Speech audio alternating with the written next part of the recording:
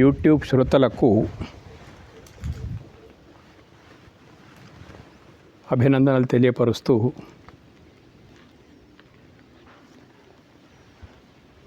భగవద్గీత ప్రవచనంలో ధారావాహిక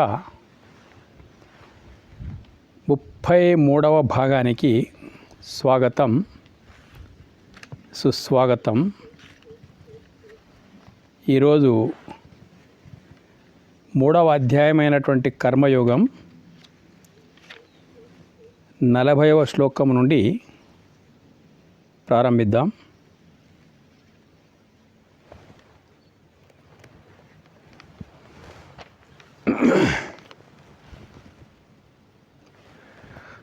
ఇంద్రియాణి మనోబుద్ధిః అస్యాధిష్ఠానముచ్యతే ఏతైర్విమోహయత్యేష జ్ఞానమావృత్య దేహినం. ఇది శ్లోకం.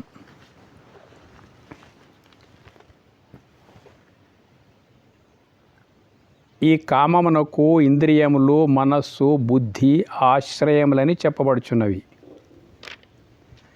ఆ ఇంద్రియాదుల చేత కామము ఆత్మజ్ఞానమును కప్పివైచి మనుజుని మిగుల మోహపెట్టుచున్నది.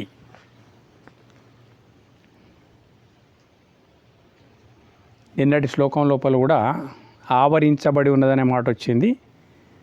ఈరోజు కప్పబడి ఉన్నదనే మాట వచ్చేసింది. ఈ కోరిక ఏదైతుందో, కామం అంటే కోరిక, దేని ద్వారా అనుభవించబడుతున్నది? పంచ జ్ఞానేంద్రియాలు, మనస్సు, బుద్ధి.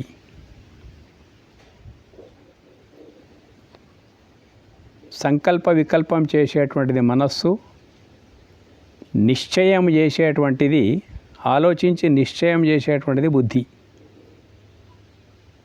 ఆలోచించి నిశ్చయం చేస్తుంది అన్నట్టు. మనస్సు సంకల్ప వికల్పం చేస్తుంది. అయితే ఈ ఇంద్రియాలు, మనస్సు, బుద్ధి వీటి ద్వారానే పంచభూతాత్మకమైన ప్రకృతి లోపల ఉండేటువంటి భోగాలన్నీ సత్వరజస్తమో గుణ సంబంధమైన వాటితోని మనము ఈ భోగాలను అనుభవిస్తూ ఉన్నాం. కామం అంటే అన్ని భోగాలు వచ్చేసి దాంట్లో మొత్తం మీద. ఇప్పుడు మీకు ఒక ఉదాహరణ చెప్పాలంటే, ఈ జ్ఞానేంద్రియాలు, మనస్సు, బుద్ధి మాత్రమే ఇవి ఈ యొక్క కామమునకు ఆశ్రయములని చెప్పబడుతుంది అన్నట్టు. ఇవి ఉన్నప్పుడే కామం అనేటువంటిది వీటి ద్వారానే జాగృతం అయిపోతుంది. ఎట్లా? ఇంద్రియములు అన్నాం, పంచజ్ఞాని. మొన్న చెప్పేసుకున్నాం మనం మొత్తం మీద పంచజ్ఞానేంద్రియాలు అన్నాం. కొంత తింటున్నాము, తినడము, వినడము, వాసన చూడడము, స్పర్శించడము, తర్వాత ఈ ముక్కు, వాసన చూడడం ముక్కు, తినడం నాలుక, వినడం శబ్దం చెవులు, స్పర్శ జ్ఞానం కన్ను, చెవి, ముక్కు, నాలుక, స్పర్శ జ్ఞానం. ఇవి 5 ఇంద్రియాలున్నాయి అన్నట్టు. ఏ భోగాలు అనుభవించాలన్నా ఈ 5 ఆ భోగాల లోపల ఇన్వాల్వ్ అయి ఉంటాయి అన్నట్టు. ఈ పంచ జ్ఞానేంద్రియాలకు పంచ విషయాలు ఉన్నాయి. ఈ పంచ జ్ఞానేంద్రియాలు విషయాలతోని సంయోగమైనప్పుడు ఉత్పన్నమయ్యేటువంటిది భోగము. మనస్సు వీటిపైన ఉంటుంది మొత్తం మీద. ఒక్కొక్కసారి ఇంద్రియాలు మనస్సును చలింపజేస్తాయి, ఒక్కొక్కసారి మనస్సు ఇంద్రియాలను చలింపజేస్తుంది. మన సంస్కారం ఎట్లా ఉంటే ఏది మనం అందిస్తామో, ఒక దశ లోపల ఏది మనం అందిస్తామో అదే బుద్ధి లోపల స్టోర్ అయి ఉంటుంది అన్నట్టు. మనం అందించేది తుచ్చమైనటువంటిది అయి ఉంటే ఆ బుద్ధి లోపల కూడా అటువంటి ఆలోచనలే ఉంటాయి. ఆలోచనలు రిమూవ్ కావాలంటే అంతకంటే మంచి విషయాలు మనం వినగలగాలి, బుద్ధి లోపల స్టోర్ కాగలగాలి. అప్పుడు ఇవన్నీ చెత్త విషయాలు రిమూవ్ కాగలుగుతాయి అన్నట్టు. ఈ రకంగా బుద్ధి, మనస్సు, ఇంద్రియాలు కలిసి ప్రకృతి లోపల ఉన్న భోగాలను మనం అనుభవిస్తున్నాం. అయితే బహిర్ముఖ దృష్టి అంతా, మన దృష్టి అంతా ఏమున్నా అంతా బయటనే ఉన్నది. ఇంద్రియాలు, మనస్సు, బుద్ధితోనే ఏదైతే అనుభవిస్తున్నామో ఇదే ప్రపంచం, ఇంతకు మించేది మరొకటి ఏమీ లేదనేటువంటి దృష్టిని బహిర్ముఖ దృష్టి అంటారు అన్నట్టు. అంటే బయటి సంగతే తెలుసు. ఏది లేకపోతే ఇంద్రియాలు, మనస్సు, బుద్ధి ఇవి అన్నీ పనికిరావో, ఏది ఉంటేనే ఇవన్నీ చైతన్యవంతంగా ఉంటాయో అది ఆత్మ అన్నట్టు. అది లేకపోతే ఏమీ లేదు. దృష్టి బహిర్ముఖం ఉండడం వల్ల మనస్సు దృష్టి బహిర్ముఖం ఉండడం వల్ల ఎప్పుడు కూడా అంతర్ముఖం యొక్క ఆలోచన మనము చేయడం లేదన్నట్టు. ఎందుకో ఆ బహిర్ముఖ దృష్టి ఏదైతే ఉందో అద్దమును మలిపి పెడితే మన ముఖం అద్దంలో కనిపించడానికి వీల్లేదు. అద్దంలో కనిపించే దృశ్యాలు మనము అద్దంలో చూడడానికి వీల్లేదు. కాబట్టి ఈ బహిర్ముఖంగా ఉన్నందుకు లోపలుండే ఆత్మ వైభవం అనేటువంటిది కప్పబడి ఉన్నదన్నట్టు. కప్పబడి ఉండి అమృత సమానమైనటువంటి ఆత్మతత్వ వైభవముకు మరిచిపోయి బాహ్య విషయాల లోపలనే మోహితులమైపోతూ ఉన్నాము, మోహపెట్టుచున్నది.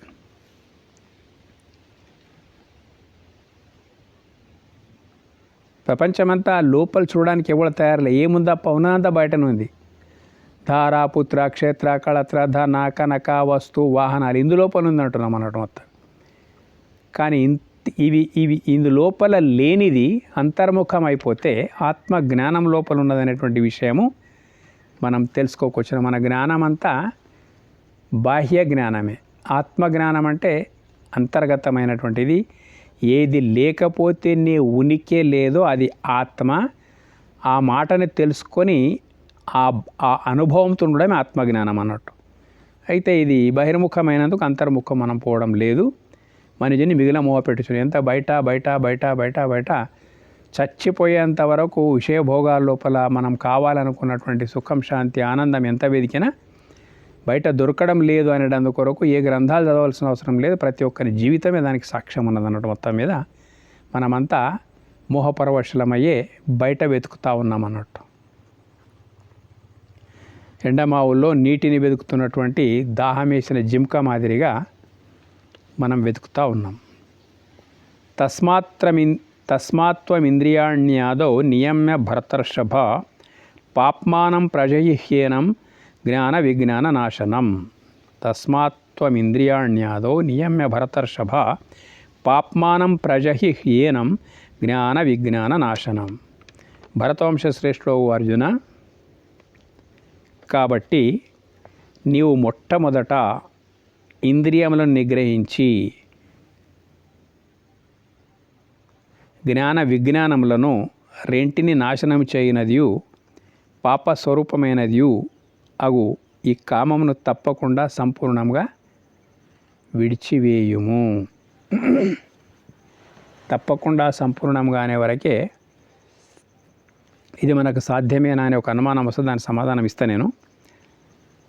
ఏం చేయాలి సాధకుడు అమృతానందాన్ని అనుభవించాలంటే, ఆత్మ జ్ఞానానందాన్ని అనుభవించాలంటే మొట్టమొదట ఇంద్రియములను నిగ్రహించి, అంటే బహిర్ముఖంగా ఉండేటువంటి బయటి విషయాల లోపలనే, బయటి ప్రకృతి లోపలనే, బాహ్య జగత్తు లోపలనే ఏవైతే విషయాలు ఉన్నాయో ఇంద్రియాలకు సంబంధించినటువంటి అక్కడే బాహ్య దృష్టి ఉంది. కాబట్టి నిగ్రహించడం అంటే ఒక్కసారి వాటిని ఆపడం అంటే, సరే చూసినాం, కావలసినంత చూసినాం, కానీ ఎక్కడ కూడా జాడ దొరకడం లేదు. సుఖం, శాంతి, ఆనందంది ఎందుకు దొరకడం లేదంటే, నేను ఆత్మనే అయ్యున్నాను, నా ఆత్మ అనేది నా లోపలనే ఉన్నది అనేటువంటిది జ్ఞానం. ఆత్మ నేనైనప్పుడు ఆ సత్ చిత్ ఆనంద స్వరూపం, నిత్యమంగళ సత్ చిత్ ఆనంద స్వరూప ఆనందమే నా అనుభవం కావాలన్నట్టు. అయితే అంతర్ముఖం అయిపోతే జ్ఞాన విజ్ఞానములను రెంటిని నాశనం చేయనది. కాకపోవడం వల్ల ఏమిటంటే ఆత్మవే అయి ఉన్నావు కానీ దాని ఎరకలేదు. దాని ఎరకలేనప్పుడు దాని అనుభవం ఉండదు. జ్ఞానము పోతున్నది, విజ్ఞానం పోతున్నది. రెంటిని నాశనం చేయ. ఇప్పుడు ఆల్రెడీ నాశనం చేయున్నది కాదు, అయ్యే కూర్చున్నాం అన్నట్టు. మనకున్న జ్ఞానం అంతా బాహ్య జ్ఞానమైన, అంతర్జ్ఞానం లేదు మనకు. అంతర్జ్ఞానమే లేనప్పుడు దాని అనుభవం ఎట్లుంటుంది మనిషికి? ఉండడానికి వీలు లేదు. రెంటిని నాశనం చేయున్నది అంటే నాశనం అయ్యే ఉన్నవి ఇప్పుడు మొత్తం మీద. ఈ అజ్ఞాన దశ ఎటువంటిదంటే పాప స్వరూపమైనది. పాపము అంటే ఏదో మనం చేయకూడని పనులు చేస్తేనే పాపం చేసినట్టు అనేది కాదు, అది కూడా ఉంటుంది అంతే. నీకు నీ సుఖానికి ప్రతిబంధకం కలుగుతున్నదంటే ఆ ప్రతిబంధకం కలిగేటువంటి దారుణ స్థితిని పాపం అని అంటారు అన్నట్టు.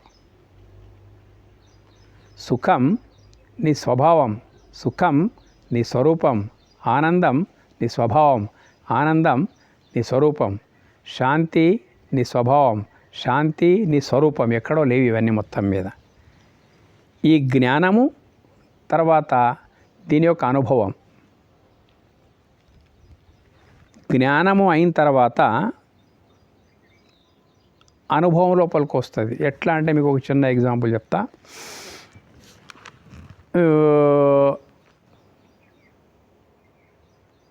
ఇంతకు మొదలు కూడా చెప్పిన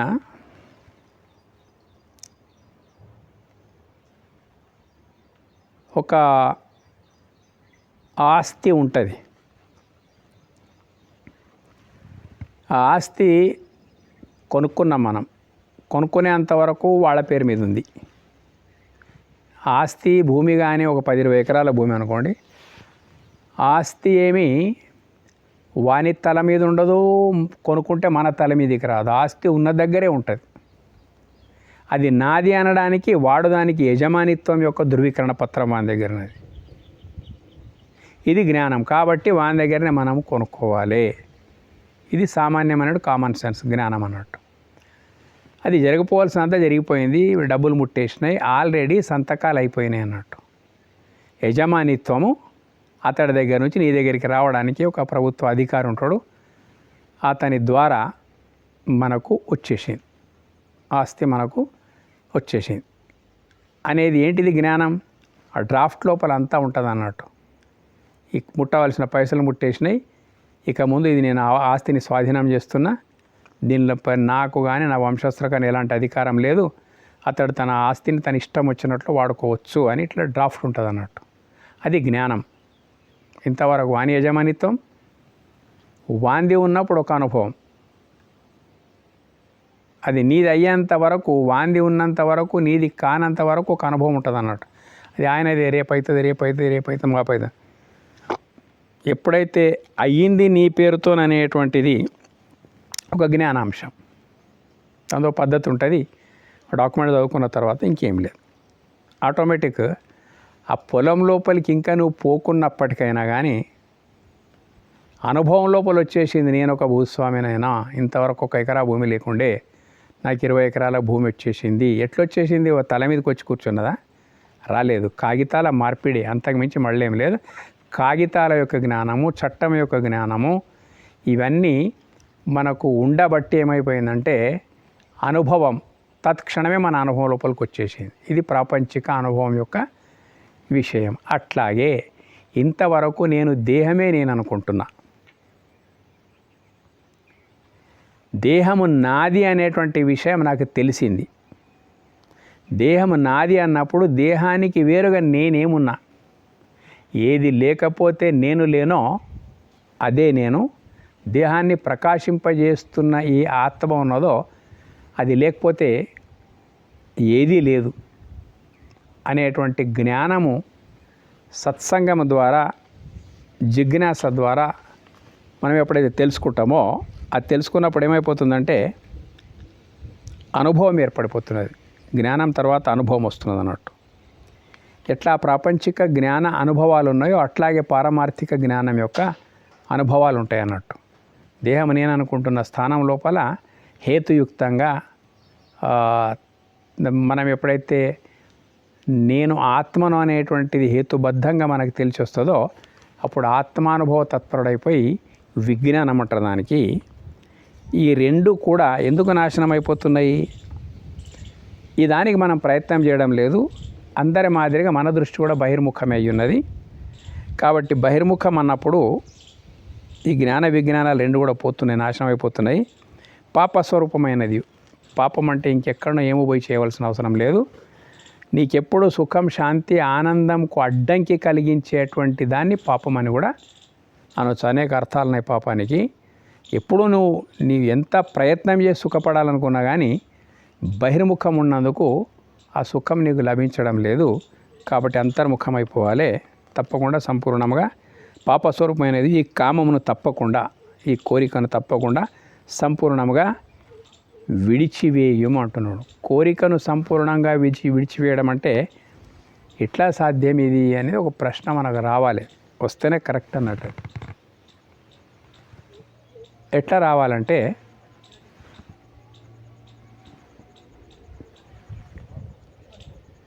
ఉదాహరణకి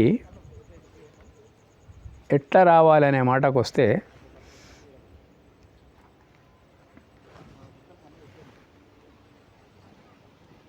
ఏదైతే జరుగుతూ ఉందో ప్రపంచం లోపల జరుగుతున్న ప్రతిదీ కూడా మనం అనుకుంటున్నామో అనుకున్నట్టు లేదు. ఒక అతీత శక్తి జరిపిస్తూ ఉన్నది ఏదైనా కానీ. నీ సుఖమైన దుఃఖమైన, నీ లాభమైన నష్టమైన, నీ జయమైన అపజయమైన ఏవైతే కలుగుతూ ఉన్నాయో మనం మొత్తం మీద, ఇది ఒక అతీత శక్తి జరిపిస్తూ ఉన్నది అన్నట్టు. దేనితో కూడా మనకు సంబంధం లేదు. వాస్తవంగా మనం పరమార్థ తత్వాన్ని తెలుసుకుంటే దేనితోనూ కూడా మనకు ఏమీ కూడా సంబంధం లేనట్లనే జరుగుతూ ఉన్నది. ఒక నిమిషం తర్వాత ఏ ఆలోచన మనసు లోపలికి వస్తుందో నిమిషం కంటే మొదలు మనకు తెలియదు. కానీ వస్తుంది, అవుతుంది, కాకుండా ఉంటుంది. ఇదంతా ఏంటిది? ఒక అతీత శక్తి ఈ సృష్టిని తర్వాత నిన్ను అన్నిటిని నడిపిస్తూ ఉన్నది అన్నట్టు. మనము నేనంటే కూడా ఆ శక్తి యొక్క అంశమాత్రుడే కదా, ఆ పరమాత్మని యొక్క అంశనే ఆత్మ కదా. కాబట్టి ఆత్మ పరమాత్మ ఏవైతే ఉన్నాయో జరిగేదంతా వాటి ప్రకారంగానే జరుగుతుంది అన్నట్టు. ఆత్మ లేకపోతే శరీరంలో ఆలోచించే శక్తి ఉండదు, చూసే శక్తి ఉండదు, విచారించే శక్తి ఉండదు, ఏమీ ఉండదు అన్నట్టు. ఇవన్నీ ఎట్లా వచ్చేసినాయి? లోపల ఉండే ఒక ఆత్మతోనే ఇవన్నీ ఉన్నాయి. ఆత్మ దేహాన్ని వదిలిపెట్టేస్తే ఏమీ లేవు. కాబట్టి ఆత్మ దేంతో ఉన్నది? పరమాత్మతో ఉన్నది. కాబట్టి జరుగుతున్నది దేంతో జరుగుతున్నది? పరమాత్మ ద్వారానే జరుగుతూ ఉన్నది. మనము నిమిత్త మాత్రులము. పుట్టాలని అప్లికేషన్ పెట్టుకోలేదు. చావకుండా ఉండాలని చెప్పేసి ఎంత ప్రయత్నం చేసినా ఈ రెండు మన చేతిలోపల లేనటువంటి, చావు పుట్టుకలు మన చేతిలో లేనటువంటి ఏదో ఒక అతీత శక్తే ప్రపంచంలో పుట్టిస్తూ ఉంది. ఆ అతీత శక్తే ప్రపంచం లోపల నుంచి మనను తీసుకొని పోతుంది అన్నట్టు. ఓకే, చావు పుట్టుకలే మన చేతిలోపల లేవు. మన ప్రమేయం లేకుండా మనకు అతీతంగా ఉన్నప్పుడు చావు పుట్టుకల మధ్యలో ఉండేటువంటి జీవితం ఉందే, ఇది మన చేతిలో ఉండడానికి వీల్లేదు అనేటువంటి తత్వాన్ని తెలుసుకున్న తర్వాత ఆటోమేటిక్ ఏమైపోతుంది? ఒక శరణాగతి అనే భావన మనసు లోపల వచ్చేస్తుంది. ఆ శరణాగత భావన మనసు లోపల రావాలి. అంతా పరమాత్ముని యొక్క అంతా రామమయమే జగమంతా రామమయమైనట్టు పాట ఏతున్నదో ఆ భావన మనసు లోపలికి వస్తే ఏ కోరిక మనసు లోపల ఉండడానికి వీల్లేదు. ఇది ఆ లెవెల్కి పోతే కానీ అర్థమైపోతుంది అన్నట్టు. ఒక అంతా చేస్తున్నప్పటికైనా కానీ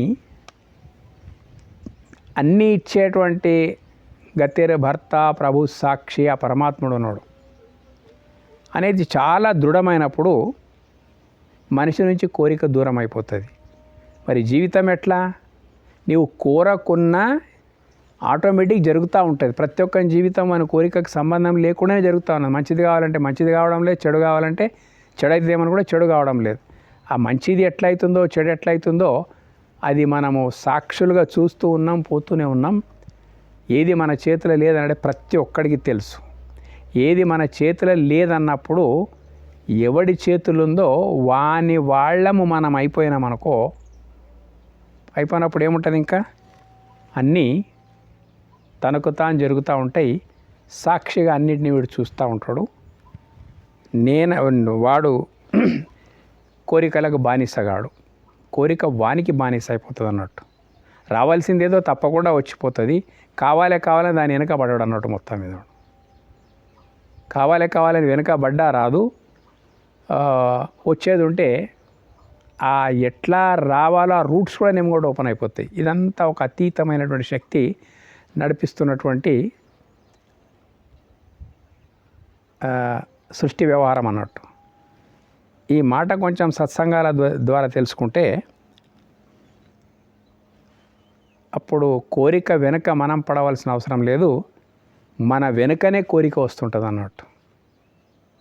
మనసు త్రిప్పినట్టు మనం తిరిగే ప్రసక్తి ఉండదు. ఇప్పుడు మనం త్రిప్పినట్టు మనసు తిరుగుతుంది అన్నట్టు. మనసు మన ఆధీనం లోపలికి రావడమే సంపూర్ణంగా కామాన్ని జయించడం అని అర్థం అన్నట్టు. ఇకపోతే 42 ఇవి చాలా ముఖ్యమైనటువంటి శ్లోకాలు. ఇవి 2 42 43 గొప్ప సమాధానం ఇందు లోపల దొరుకుతుంది. ఇంద్రియాణి పరాణ్యాహు ఇంద్రియభ్య పరం మనః మనసస్తు పరాబుద్ధి యో బుద్ధే పరతస్తు సహా.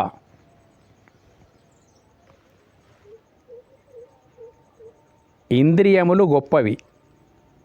ఇంద్రియముల కంటే మనస్సు గొప్పది. మనస్సు కంటే బుద్ధి గొప్పది. బుద్ధి కంటే గొప్పవాడెవడో అతడే ఆత్మ అని ఇట్లు పెద్దలు చెప్పుదురు. ఈ మన పిండస్థలం అంటే ఈ దేహం ఏదవుతుంది కదా, దీన్ని మనము అర్థం అవగాహన నిమిత్తం 5 భాగాలుగా విభజించుకుందాం. దీనికి 5 భాగాలు. కర్మేంద్రియాలు,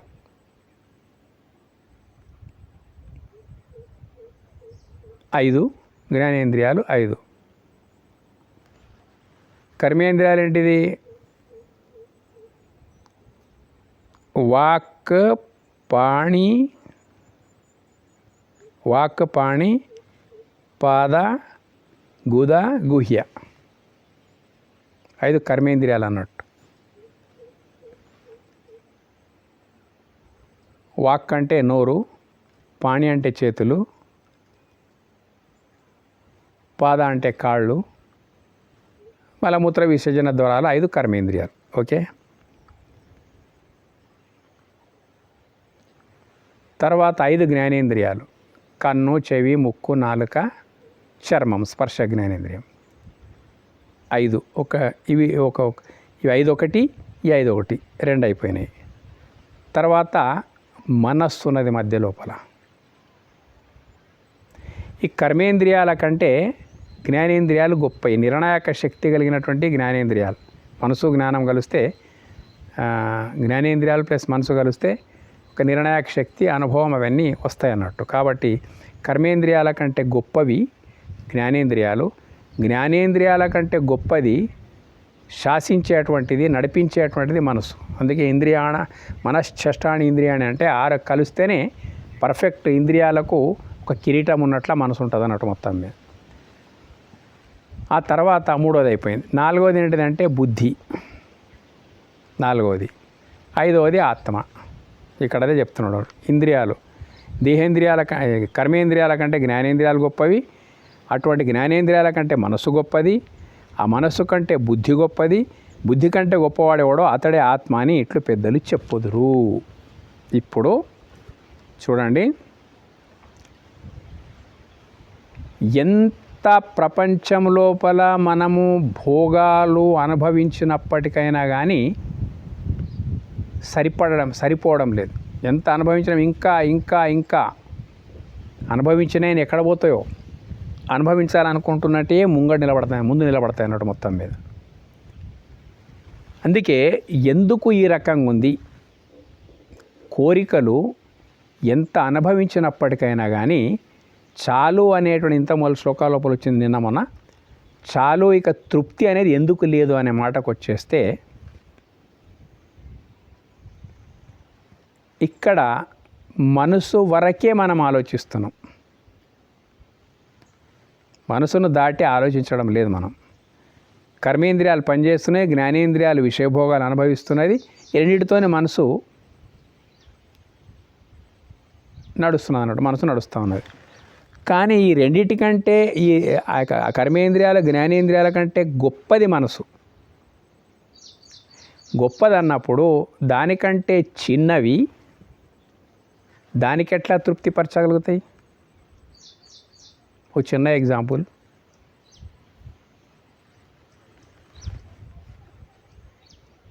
కలెక్టర్ క్రింద, ఒక ఉదాహరణతో మీకు నచ్చ చెప్తున్నా, కలెక్టర్ క్రింది అధికారులు,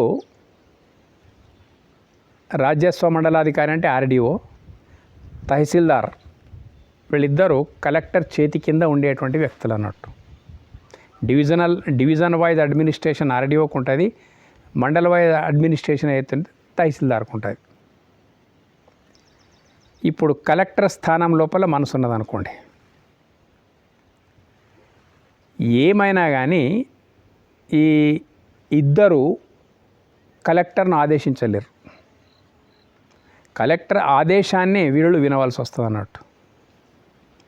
కలెక్టర్ను ఎవరు ఆదేశించగలుగుతారు? కలెక్టర్ చేయాలనుకున్నటువంటి పనిని ఎవరు ఆపగలుగుతారు, లేక ఎవరు చేయించగలుగుతారు అంటే ఆయన పై ఉండేటువంటి అధికారి ఇంకొకతను ఉంటాడు. కమిషనర్ అనుకోండి, లేకపోతే సంబంధిత మంత్రిత్వ శాఖకు సంబంధించినటువంటి ప్రిన్సిపల్ సెక్రటరీ అనుకోండి, వీళ్ళకంటే కలెక్టర్ కంటే పెద్దోడు అన్నట్టు. వాళ్ళు చెప్పింది కలెక్టర్ ఆచరించవలసి వస్తుంది అన్నట్టు. వాళ్ళకంటే పెద్దోళ్ళు ఎవరు? ముఖ్యమంత్రిగా.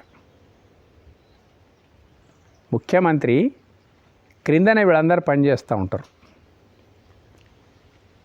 ఇప్పుడు మనసు కలెక్టర్ స్థానం లోపల ఉన్నది. దీని చేష్టలు ఉడిగిపోవాలి, ఈ పనిని ఆగిపోవాలి, మనసు యొక్క పనులు ఆగిపోవాలంటే పైనుంచి మనకు అధికారి ఆదేశాలను కలెక్టర్ పాటించవలసి వస్తుంది అన్నట్టు. మనసు యొక్క చపలత్వం ఏదైతున్నదో ఈ కర్మేంద్రియాలు జ్ఞానేంద్రియాలు ఆపలేవు దాన్ని. ఎందుకంటే ఈ కర్మేంద్రియ జ్ఞానేంద్రియాలను ముప్పు తిప్పలు పెట్టే శక్తి మనసుకున్నది అన్నట్టు. కాబట్టి మనసు బ్రేక్ కావాలంటే ఏం కావాలి? మొత్తం మీద అంతకంటే పై బుద్ధి ఉన్నది అన్నట్టు. మనసు ఎన్ని పిచ్చి పిచ్చి ఆలోచనలు చేసినా బుద్ధి లోపల పోయిన తర్వాత కొంచెం సేపు అక్కడ మంథనం జరుగుతుంది.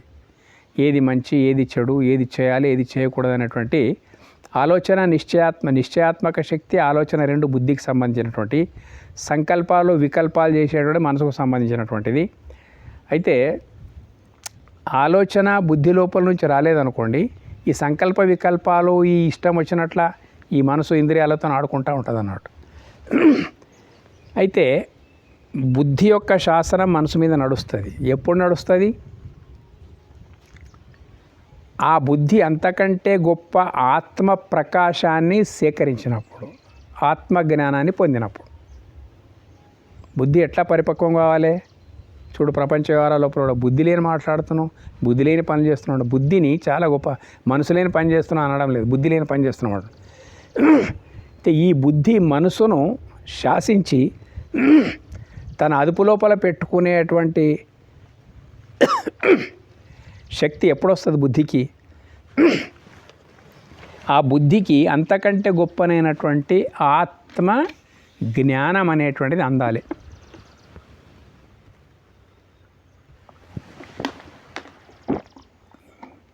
అంటే ముఖ్యమంత్రి ఆదేశాలు సంబంధిత అధికారికి అందినప్పుడు కలెక్టర్ను వాళ్ళు నియంత్రించేస్తారు అన్నాడు. ఆపమంటే ఆపాలి, నడవమంటే నడవాలి. ఆ పై ఆదేశాలు రానంత వరకు ఈ జ్ఞానేంద్రియాలు కర్మేంద్రియాలు ఏవైతే ఉన్నాయో కదా, మనసును ఏం చేయలేవు. ప్రపంచం లోపల అందుకొరకే మనసును దాటి మనం పోవడం లేదు. పోకపోయిన కారణం ఏంటిదంటే ఎంత ఈ జ్ఞానేంద్రియాలు కర్మేంద్రియాల నుంచి ఎన్ని భోగాలు, ఇంద్రియ విషయాల నుంచి ఎన్ని భోగాలు అనుభవించినా మనసుకు తృప్తి కలగడం లేదు. ఎందుకు తృప్తి కలగడం లేదంటే ఇవన్నీ దానికంటే చిన్నవి. ప్రపంచ విషయ భోగాలంతా మనసు ముంగట ఏమీ కాదు. ఎందుకేమీ కాదంటే భూమండలం యొక్క ఏకచక్రాధిపత్యం అనుభవించినప్పటికైనా కానీ ఇంకా అక్కడ తృప్తి ఉండదు. మనం చూస్తున్నాం పురాణాల లోపల, చరిత్ర లోపల. ఎందుకు తృప్తి ఉండదు? తృప్తిపరిచే శక్తే ఇంద్రియాలకు కర్మేంద్రియ జ్ఞానేంద్రియాలకు లేదు. కానీ మనమంతా ఇక్కడనే ఉన్నాం అన్నట్టు. ఈ జ్ఞానేంద్రియాలు కర్మేంద్రియాలు ఏవైతే ఉన్నాయో ఈ విషయాల ద్వారా వచ్చేటువంటి భోగాలు ఏవైతే ఉన్నాయో వాటి మట్టుకే మన ప్రపంచం లోపల జీవితం నడుస్తూ ఉంది. ఎప్పుడైతే బుద్ధి అనేటువంటి దానికి ఆత్మజ్ఞానం యొక్క ప్రకాశం బుద్ధి మీద ఎప్పుడైతే పడుతుందో అప్పుడు ఆ బుద్ధి ద్వారా మనసు నియంత్రించబడుతుంది. అక్కడనే నిజమైనటువంటి సుఖం, శాంతి, ఆనందం మనిషికి దొరకడానికి అవకాశం. అందుకే ఇక్కడ ఇంద్రియాల కంటే మనస్సు గొప్పది. ఇంకా అంతకంటే నువ్వు పైకి పోకపోతే ఇక్కడనే బతుకంతా గందరగోళం లోపలనే ఉంటుంది. మనస్సు కంటే బుద్ధి గొప్పది అంటున్నాడు. ఆ బుద్ధి గొప్పది అంటే అందరి లోపల ఉన్నది బుద్ధి. అది గొప్పది కావాలంటే సత్సాంగత్యం ద్వారా ఆ బుద్ధిని బలంగా మార్చినప్పుడు ఎప్పుడైతుంది అది బుద్ధి కంటే గొప్పవాడేవాడో ఆత్మ అంటే పరమాత్మ, ఆత్మ బుద్ధి కంటే గొప్పదైనప్పుడు ఆ గొప్పదాని ప్రకాశం ఎప్పుడైతే ఈ బుద్ధి మీద పడుతుందో ఇంకా ఈ ప్రకాశానికి తట్టుకోలేదు మనసు. దాని ఆటలన్నీ కట్టేయబడతాయి. అందుకొరకే ఎవరు ఎంత ఇంద్రియ విషయ భోగాలు అనుభవించినప్పటికైనా కానీ తృప్తి అనేది లేదు. ఎందుకు లేదంటే మనము మనసును దాటి ఆవల విషయం ఆలోచించడం లేదు. మనం మనసుతోనే పని తీసుకుంటున్నాం. కానీ బుద్ధి ఉన్నది, ఆత్మ ఉన్నదని మనం అనుకోకొచ్చినాం. కేవలము నేనంటే ఈ దేహము, ఈ శరీరము, కాళ్ళు చేతులు, ఈ పంచ జ్ఞానేంద్రియాలు ఉన్నాయి, పంచకర్మేంద్రియాలు ఉన్నాయి. జ్ఞానేంద్రియాలు కర్మేంద్రియాలు మనసు వచ్చినట్లు మనం ఆడుతూ ఉన్నాము. కానీ ఇంకా 2 పైన ఉన్నాయి పరమానందానికి సంబంధించినటువంటి ఆ జోలికి మనం పోవడం లేదు. కాబట్టి బుద్ధి కంటే గొప్పవాడేవాడో తెలుసుకో. బుద్ధి కంటే గొప్పవాడైన ఆత్మను గురించి తెలుసుకోవాలంటే జ్ఞానిన తత్వదర్శన అటువంటి అనుభవజ్ఞుల ద్వారా మనం తెలుసుకోవాలి. తీవ్రమైన జిజ్ఞాస మనకు ఆ ఆత్మతత్వం తెలుసుకోవాలనే భావన వచ్చినప్పుడు, ఆ జ్ఞానమే నీకు వచ్చినప్పుడు బుద్ధి అత్యంత శక్తివంతంగా అయిపోతుంది. అక్కడ మనసు యొక్క చపలత్వం ప్రభావం మనిషి మీద ఏముండడానికి వీల్లేదన్నట్టు. ఈ 43వ శ్లోకంలో ఇంకా క్లియర్ ఉంటుంది. ఏవం బుద్ధే పరం బుద్ధ్వా సంస్థభ్యాత్మానమాత్మన జహిశత్రు మహాబాహో కామరూపం దురాసదం. గొప్ప బాహువులు కలవు అర్జున. ఈ ప్రకారముగా బుద్ధి కంటే అతీతమైన దానినిగా ఆత్మనిరంగి, ఫస్ట్ ఆత్మ ఎరంగి అంటే ఆత్మను తెలుసుకో, ఏది నీవై ఉన్నావో అది తెలుసుకో. ఈ ప్రకారంగా బుద్ధి కంటే అతీతమైన దానినిగా ఆత్మనిరంగి బుద్ధి చేత ఆ జ్ఞానం నీకు వచ్చిన తర్వాత, ఆత్మజ్ఞానం నీకు వచ్చిన తర్వాత ఆ బుద్ధి ఎంత శక్తివంతమైందంటే దాని ముందట మనసు యొక్క సంకల్ప వికల్పాల ఆటలు ఏమీ ఊగయి సాగాయి అన్నట్టు. బుద్ధి చేత మనస్సును బాగుగా అరికట్టి జయించడం కష్టసాధ్యమైన ఈ కామమును శత్రువును నశింపజేయుము.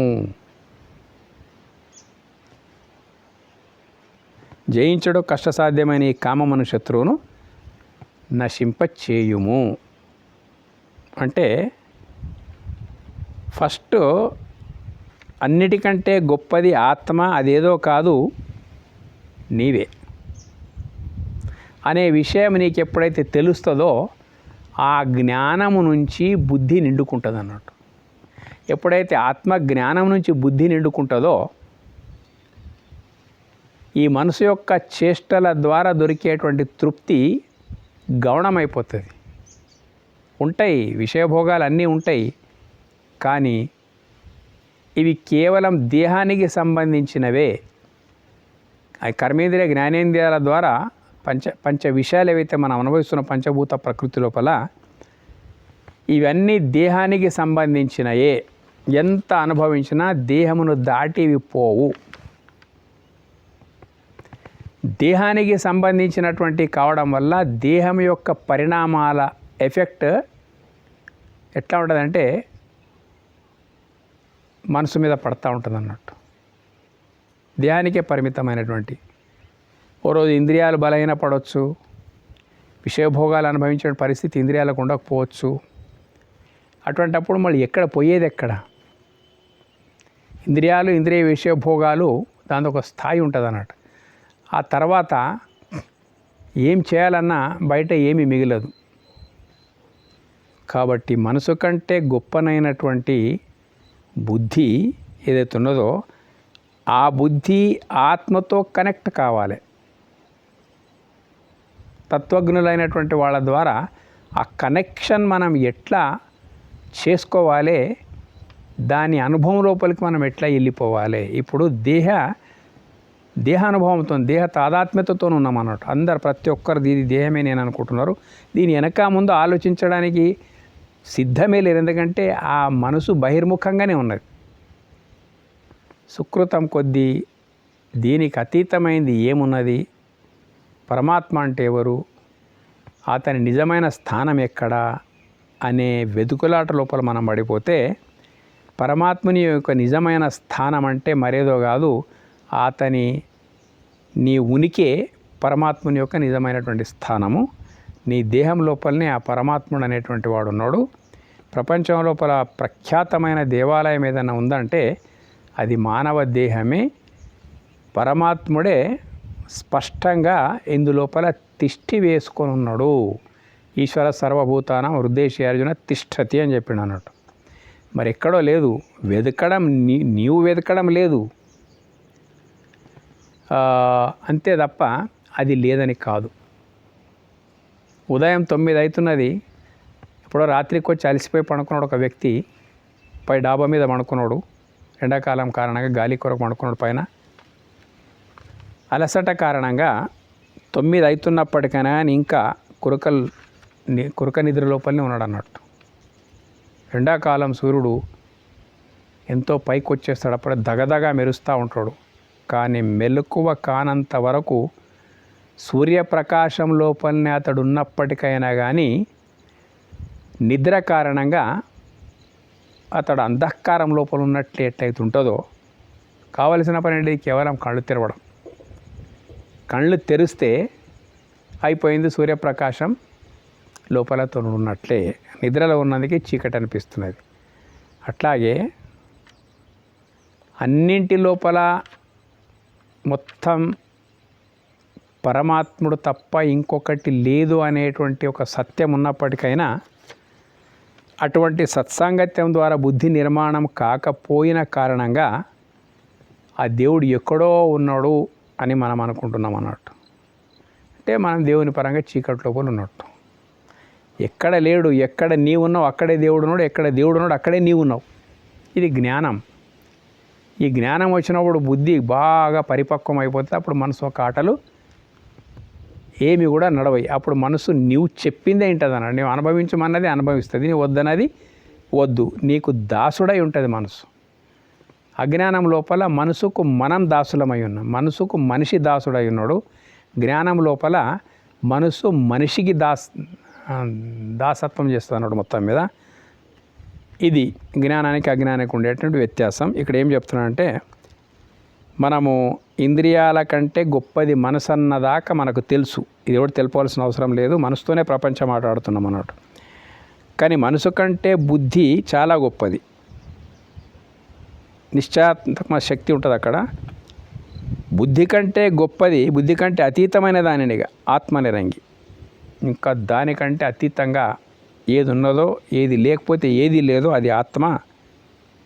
ఈ జ్ఞానం నీకు వచ్చినప్పుడు ఆ బుద్ధి చాలా పరిపక్వమై మనస్సును తన వశం లోపల చేసుకునే శక్తి ఆ బుద్ధికి ఉంటుంది. జయించుట కష్టసాధ్యమైనట్టి ఈ ఒక్క ఆత్మజ్ఞానము ద్వారా తప్ప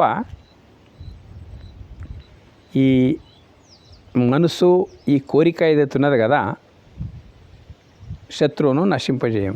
చాలా కష్టసాధ్యమైనటువంటిది. కానీ ఈ మార్గం లోపల ఆటోమేటిక్ ఆ మనసు అనేటువంటి పరాజయం పాలైపోయి ఆత్మజ్ఞానం ద్వారా బుద్ధి బలీయమైపోయి నిజమైనటువంటి ఆనందం ఏదైతుందో అంతర్ముఖమైపోయిన తర్వాత నేను దేహమును అనేటువంటి భ్రమలోపల నుంచి బయటపడి దేహము నాది అంటే నేనెవరు అంటే నేను ఆత్మను అనేటువంటి జ్ఞానము అది ఖచ్చితంగా తెలియవలసిన పరిస్థితి లోపల తెలిస్తే ఆ జ్ఞానం ఏదైతుందో నీ అనుభవం లోపలికి వచ్చేస్తుంది. అది ఆధ్యాత్మిక జీవితం అన్నట్టు. స్వభావో అధ్యాత్మముచ్యతే. నేను ఏమున్నానో అదే భావం లోపల ఉండడమే ఆధ్యాత్మికత. నేను ఆత్మనై ఉన్నాను కాబట్టి నా భావం కూడా ఆత్మమయంగా ఉండడమే ఆధ్యాత్మికము. ఇది 3వ అధ్యాయం యొక్క సమాప్తం ఈ శ్లోకం నుంచి. ఇది మీకు నచ్చితే సబ్స్క్రైబ్ చేయండి. ధన్యవాదాలు.